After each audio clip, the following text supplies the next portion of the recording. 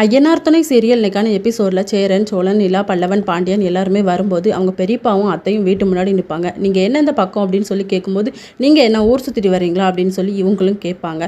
இல்லை, எங்கள் அண்ணனுக்கு வந்து பொண்ணு ஃபிக்ஸ் பண்ணிட்டு வந்திருக்கோம் அப்படிங்கிற மாதிரி. என்னடா சொல்லவே இல்லை அப்படின்னு சொல்லி சொன்னால், முறையாக அவங்க வீட்டுக்கு வந்து சொல்லலான்னு இருக்கேன் அத்தை அப்படின்னு சொல்லி கிளம்பிடுவாங்க.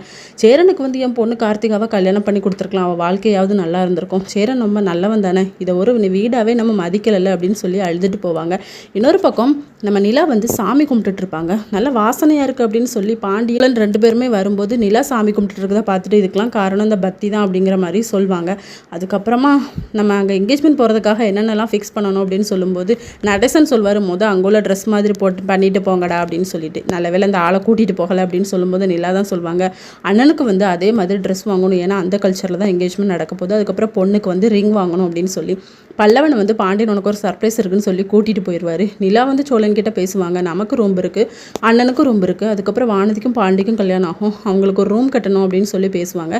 இன்னொரு பக்கம் பாண்டியன் வந்து பல்லவனை கூட்டிகிட்டு போவாங்களா, அந்த வண்டியை கட்டிட்டு இதாண்டா உனக்கு சர்ப்ரைஸ் அப்படின்னு சொல்லி இதோட நெக்கான எபிசோட் முடியுது.